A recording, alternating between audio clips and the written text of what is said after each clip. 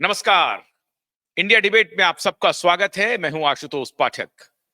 दोस्तों, जैसे जैसे 5 फरवरी करीब आती जा रही है, मैंने इसके पहले भी आपको जानकारी दी थी कि कुछ हलकों में नींद उड़ गई है और खासतौर से ठाकरे परिवार की।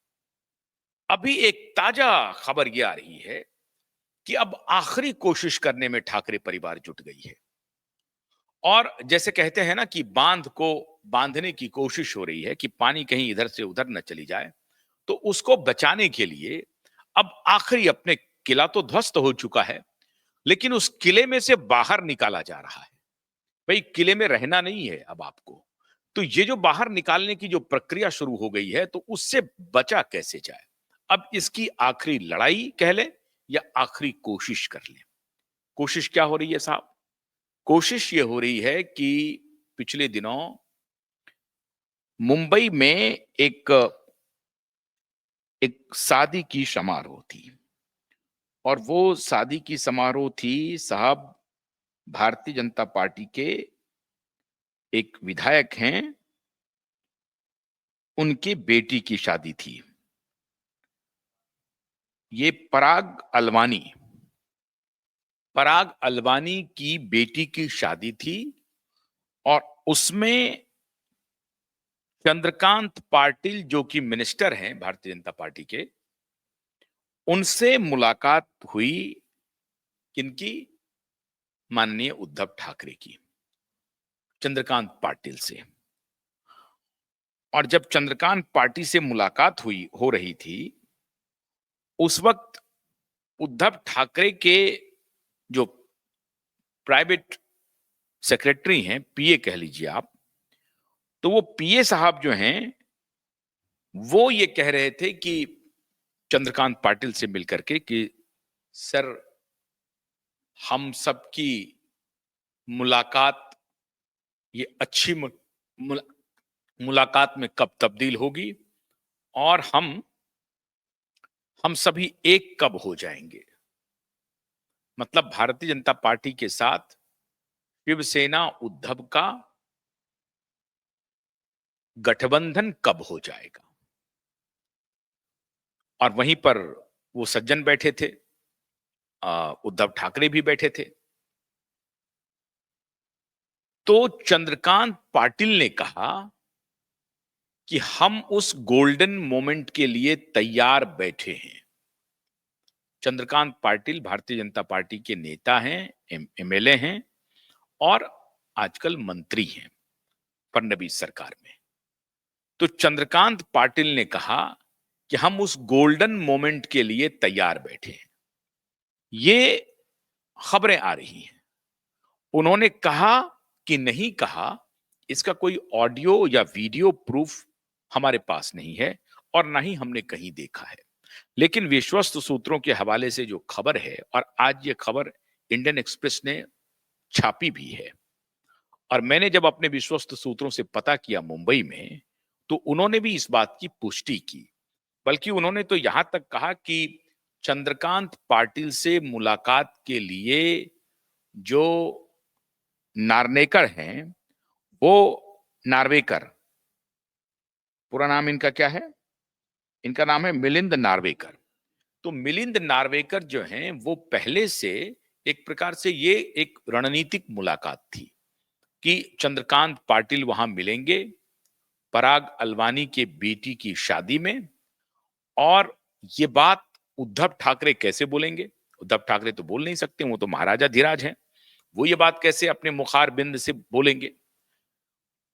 तो उद्धव ठाकरे के जो प्राइवेट सेक्रेटरी हैं, मिलिंद नार्वेकर साहब, उनको एक प्रकार से पहले से ही कह दिया गया था, और ये खुद भी एमएलसी हैं, ध्यान रहे, ये खुद भी एमएलसी हैं।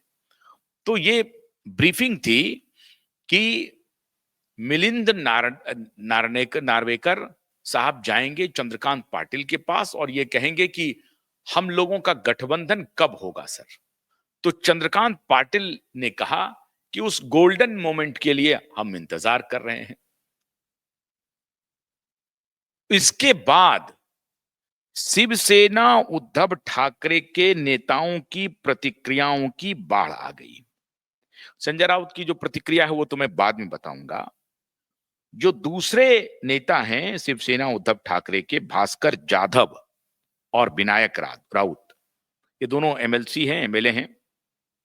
भास्कर जाधव तो लीडर ऑफ अपोजिशन भी हैं, MLC, member of legislative assembly में वो लीडर ऑफ अपोजिशन है भास्कर जाधव। अब भास्कर जाधव और विनायक राउत ये दोनों कह रहे हैं कि साहब 25 वर्ष का हमारा रिश्ता है और हम एक डिपेंडेबल अलाय रहे हैं, तो हम तो इंतजार में बैठे हैं कि भारतीय जनता पार्टी के साथ शिवसेना उद्धव गुट का गठबंधन कब होता है। शिवसेना जो टूटी, उन सब का कहना था कि भारतीय जनता पार्टी के, बल्कि भास्कर जाधव या विनायक राउत नहीं कह रहे हैं, एक जो दूसरे शख्स कह रहे हैं, अभी मैं उनके ऊपर बाद में आऊंगा। पहले भास्कर जाधव और विनायक राउत क्या कह रहे हैं, वो दोनों कह रहे हैं कि भारतीय जनता पार्टी और शिवसेना एक डिपेंडेबल अलाय रही है, एक दूसरे पर भरोसा करने वाली अलाय रही है, पार्टनर रही है, और पिछले 25 वर्षों से 30 वर्षों से पार्टनर है। हम दोनों का साथ आना एक स्वाभाविक प्रक्रिया होगी और ये स्वाभाविक अलायंस है, नेचुरल अलायंस है हम दोनों का। हम वैचारिक रूप से दोनों पार्टियां एक हैं, ये भास्कर जाधव जी कह रहे हैं और विनायक राउत कह रहे हैं। उधर मिलिंद नार्वेकर साहब कह रहे हैं चंद्रकांत पाटिल से कि चंद्रकांत सर, हमारा आपका मिलन कब होगा? तो चंद्रकांत पाटिल कह रहे हैं कि उस गोल्डन मोमेंट के लिए हम इंतजार में बैठे हैं। ये कहावत हुई पराग पराग अलवानी की बेटी की शादी के रिसेप्शन के मौके पर। ये अनायास ही नहीं हुआ और ऐसा नहीं था कि पार्टी में ये दो नेता गए और अनायास ही दोनों के मन से अपनी अपनी बातें निकल गई, बिल्कुल नहीं निकली। एक सोची समझी रणनीति के तहत पूरी तैयारी करके शिवसेना के नेता चारों सभी फ्रंट खोल दिए हैं कि किसी भी प्रकार से भारतीय जनता पार्टी के साथ शिवसेना उद्धव गुट का अलायंस करो, क्योंकि उद्धव और आदित्य दोनों इसके पहले देवेंद्र फडणवीस से मिल चुके हैं। लेकिन देवेंद्र फडणवीस ने तो मीठी मीठी बातें की होंगी, उसके बाद जो घटनाक्रम हुआ उसका मैं बता चुका हूं, लेकिन आज फिर मैं रेफरेंस दूंगा। तो बाप और बेटे बिल्कुल बेचैन हैं, विचलित हैं कि कोई भी काम करो, किसी भी प्रकार का काम करो, लेकिन भारतीय जनता पार्टी के करीब जाओ और भारतीय जनता पार्टी के साथ अलायंस करो। ये अलायंस बेहद जरूरी है और किसी भी सूरत में इस अलायंस को हमें करना ही पड़ेगा। 5 फरवरी के पहले हो जाए तो सोने पे सुहागा। अब 5 फरवरी की बात क्यों मैं कह रहा हूं, ये भी मैं बताऊंगा, मैं बता चुका हूं, फिर बताऊंगा अभी आपको। तो 5 फरवरी के पहले ये आखिरी लड़ाई है, आखिरी कोशिश है जो शिवसेना उद्धव की तरफ से हो रही है। मैं हैरान हूं, राजनीति में बेशर्मी की इससे बड़ी कोई मिसाल आपको नहीं मिलेगी। हर दिन उनको गालियां मिल रही हैं, हर दिन ताने मिल रहे हैं, हर दिन उनको गालियों की पराकाष्ठा वाला अगर शब्द कहें तो ऐसे शब्द का व्यवहार हो रहा है उनके प्रति, गद्दार शब्द का इस्तेमाल हो रहा है। और गद्दार कोई आप हम जैसे लोग नहीं कर रहे हैं, गद्दार कह रहे हैं इस देश के गृह मंत्री और भारतीय जनता पार्टी के second in command Amit Shah ji कह रहे हैं। नाम लेके नहीं कह रहे हैं, इशारों में कह रहे हैं। इशारा क्या है? इशारा है कि दोस्त को एक मौका दे दो, दुश्मन को एक मौका दो, दोस्त को 2 मौका दो और गद्दार को एक भी मौका नहीं दो। तो एक तरफ अमित शाह जी कह रहे हैं कि गद्दार को कोई मौका नहीं होगा और दूसरी तरफ चंद्रकांत पाटिल भाई कह रहे हैं कि हम उस गोल्डन मोमेंट के इंतजार में हैं। अब ये गोल्डन मोमेंट आएगा कब? अरे साहब, आप किसी शादी में बैठे हैं, आपको अगर कोई पूछेगा तो आप क्या कहेगा? नहीं नहीं भागिए आप यहां से, खबरदार हमारे पास ऐसी बात ना करिए। वो तो ऐसी बात करेगा नहीं। आप सार्वजनिक जीवन में हैं, पॉलिटिकल लाइफ में हैं आप, तो आप ऐसी बात कर ही नहीं सकते हैं। आपकी ये मजबूरी है। तो चंद्रकांत पाटिल ने जब हम कहा कि हम उस गोल्डन मोमेंट के इंतजार में हैं, तो शिवसेना उद्धव के तमाम बैटरी जो हैं वो लग गए ये प्रचारित करने में कि अब तो हमारी बात बन गई। अब बात बन गई, कैसे बन गई भाई? तो भास्कर जाधव और विनायक राउत उन्होंने भी मोर्चा खोल दिया कि हाँ, हम लोगों का तो बहुत पुराना अलायंस है, हम लोग तो डिपेंडेबल अलाय हैं, हम लोग तो साथ साथ चल सकते हैं। और इस सबको हवा देने के लिए शिवसेना उद्धव में एक नाच करने वाला नेता भी है, जो नाचते रहता है साहब। अब वो नाचने वाला नेता कौन है? मैंने सिर्फ इशारा किया और आप समझ गए। आप भी लाल बुझक्कर से कम है नहीं। आप फौरन समझ गए कि वो नाचने वाला नेता कौन है। मैं बात कर रहा हूं संजय राउत का। संजय राउत ने कहा कि भारतीय जनता पार्टी से तो हमारा रिश्ता बहुत अच्छा चल रहा था, और चूंकि भारतीय जनता पार्टी ने अभी जो एकनाथ शिंदे को बनाया था उन्होंने पिछले टर्म में, यही डिमांड तो मैं कर रहा था, यही डिमांड तो हमारी पार्टी कर रही थी, और इस डिमांड को भारतीय जनता पार्टी के नेताओं ने स्वीकार नहीं किया, इसलिए हम गठबंधन तोड़ के चले गए। और आखिर में उन्होंने एकनाथ शिंदे को स्वीकार कर लिया। आपको याद होगा कि मैं बहुत पहले आपको कई बार ये रेफरेंस दे चुका हूं कि उद्धव ठाकरे मुख्यमंत्री 2019 में नहीं बनना चाहते थे। ये बेटे की गुंडागर्दी थी और पत्नी का दबाव था कि उनको मुख्यमंत्री पद के लिए ये सारा तिकड़म करना पड़ा। उद्धव ठाकरे चाहते थे कि पार्टी की कमान वो सुपर पावर बन करके रहें, अल्ट्रा हाई कमान बन करके रहें, और उनके इशारे पर जिस प्रकार से कि बाला साहब ठाकरे अपनी राजनीति चलाते थे, उद्धव ठाकरे भी राजनीति को नियंत्रित करेंगे। मतलब मुख्यमंत्री के ऊपर एक सुपर मुख्यमंत्री के रूप में बैठे रहेंगे, ये उनकी मंशा थी। लेकिन उधर आदित्य ठाकरे को तो सचिन बाजी को ज्वाइन कराना था, बहुत सारे कुकर्म करने थे, ड्रग का काम करना था। तो ये सारे काम में जब तक कमांड अपने हाथ में ना हो जाए, तब तक दूसरे पर भरोसा नहीं किया जा सकता है। तो यही सब बात इनको समझाया और कहा अभी नहीं तो फिर कभी नहीं, यही मौका है। अब आपको 56 सीटें आ गई हैं साहब। देखिए, 56 सीट वाली पार्टी ने कह दिया कि भारतीय जनता पार्टी ने मेरे साथ धोखा किया। तो बेटे ने बाप को समझाया कि यही मौका है जब आप बार्गेन कर लें, क्योंकि अभी भारतीय जनता पार्टी फुल मेजॉरिटी में नहीं है, आगे किसने देखा है। तो राजनीति में इतना जो शॉर्ट साइट होता है, ये 30-34 वर्ष के नौजवान के चक्कर में ये 60 साल के व्यक्ति, 62 साल के व्यक्ति आ गए। 62-65 साल के व्यक्ति इनके झांसे में आ गए, अपने बेटे के झांसे में आ गए, अपनी पत्नी के झांसे में आ गए, और ऐसे ही सलाहकार के झांसे में आ गए जिन्होंने कहा कि हाँ, एक बार मुख्यमंत्री बन जाइए, फिर तो वक्त के साथ सारी चीजें भुला दी जाती हैं। आपने जो धोखा दिया ये अब इतिहास का विषय हो जाएगा। ऐसा हुआ नहीं, वो इतिहास का विषय बना नहीं। महाराष्ट्र की जनता ने याद रखा। लोकसभा में मोदी जी के खिलाफ नाराजगी थी तो वहां मोदी जी के खिलाफ वोट पड़ा। केंद्र सरकार की नाराजगी के थी तो उसके खिलाफ वोट पड़ा।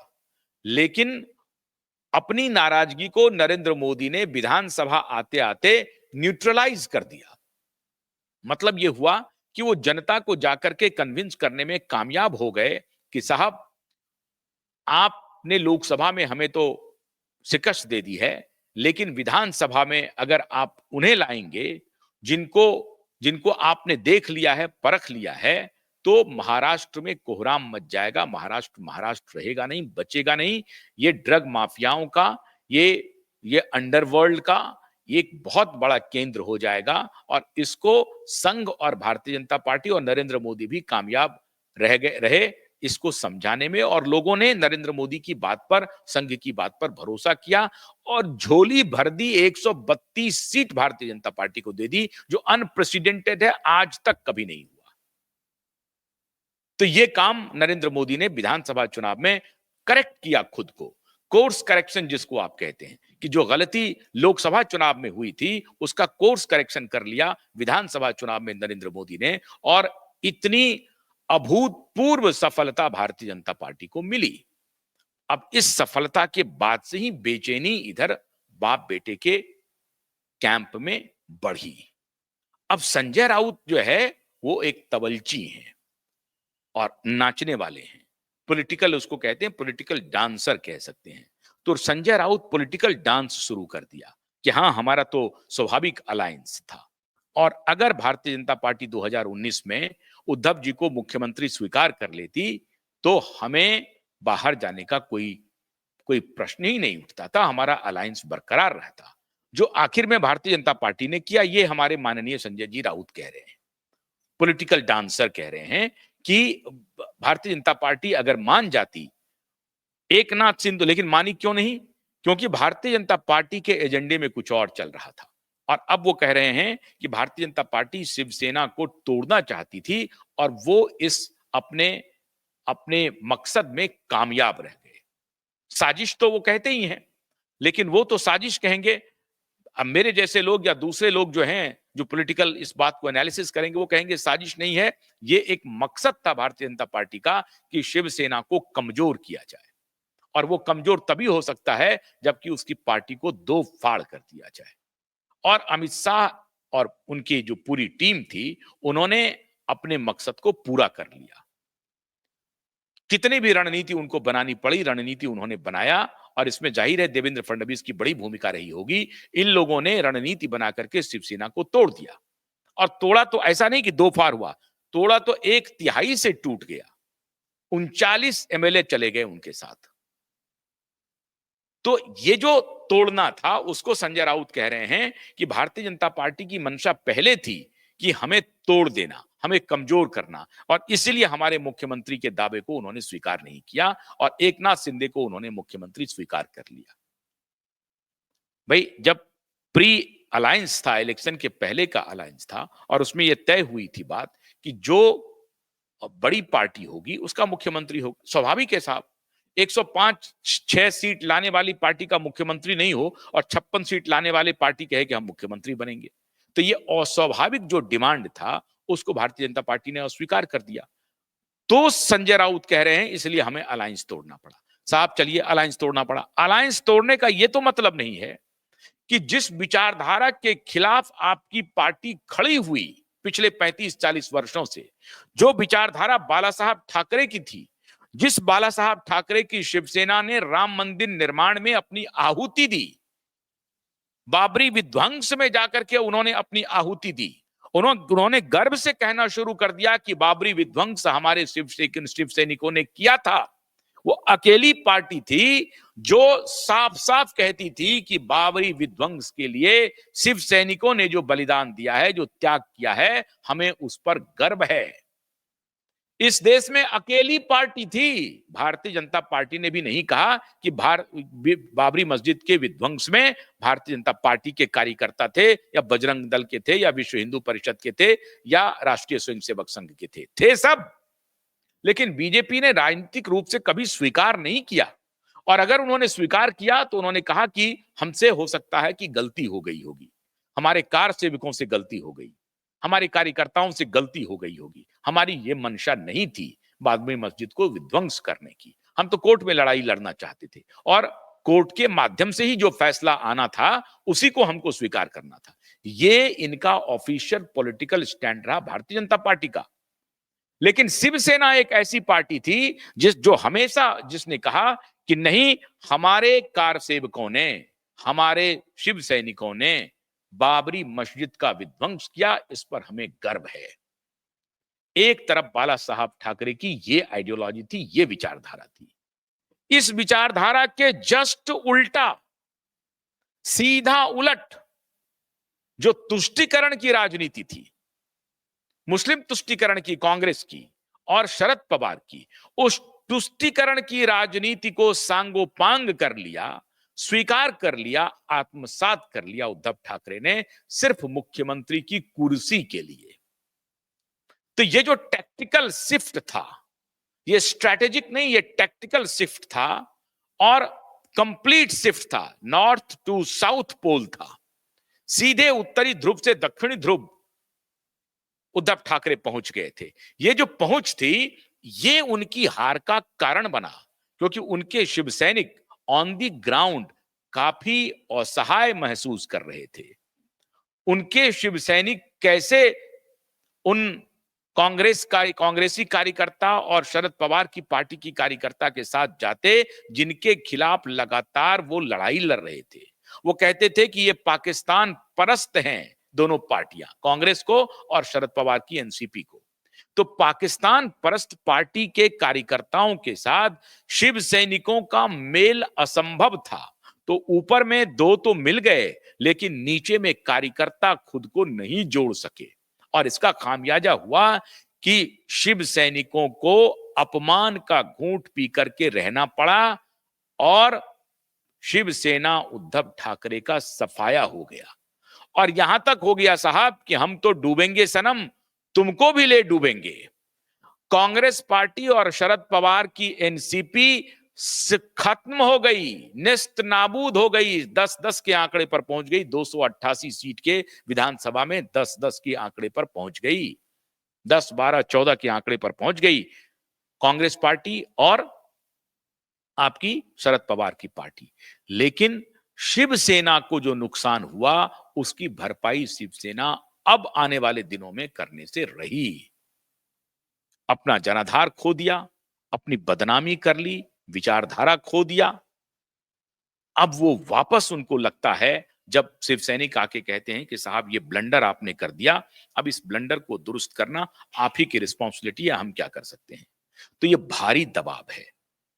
और दूसरा जो सबसे बेचैन कर रहा है कि 5 फरवरी आते ही पता नहीं अदालत क्या आदेश दे, और अगर हमारे बेटे की गिरफ्तारी होने की नौबत आई तो हम क्या करेंगे।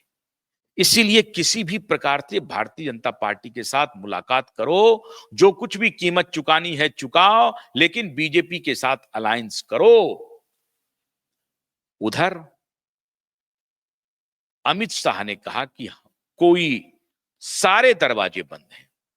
हालांकि लोग कहते हैं कि अमित शाह ने नीतीश कुमार के लिए भी कहा था कि सारे दरवाजे बंद हैं, नीतीश बाबू, दरवाजे खुल गए। तो इसलिए लोगों में ये चल रहा है। तभी मैंने आपको कल भी कहा था कि एसएसआर वॉरियर को थोड़ा चौकन्ना रहना पड़ेगा कि ये लोग किस किस प्रकार का धंधा करते हैं। अदालत से तो आस हमें है ही है, लेकिन जो एडमिनिस्ट्रेटिव आस है कम से कम एसआईटी से कि एसआईटी अपना काम करेगी, एसआईटी रिपोर्ट अभी पेश करेगी अदालत में, वो सब अभी तक तो दिख नहीं रहा, आ नहीं रहा। कर रहे हैं जांच, इसमें कोई शक नहीं है, लेकिन वो अब उस दिन अदालत में भी थे एसआईटी के लोग।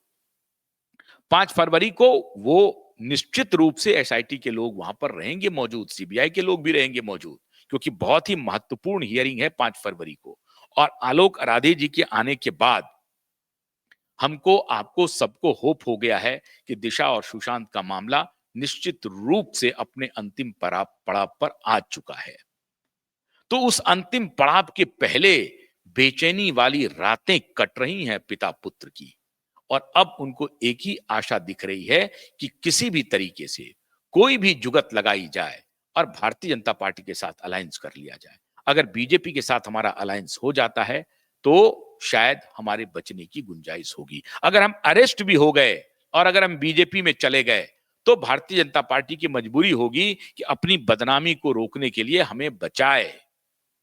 इसलिए यह तिकड़म और आखिरी कोशिश है, आखिरी लड़ाई है।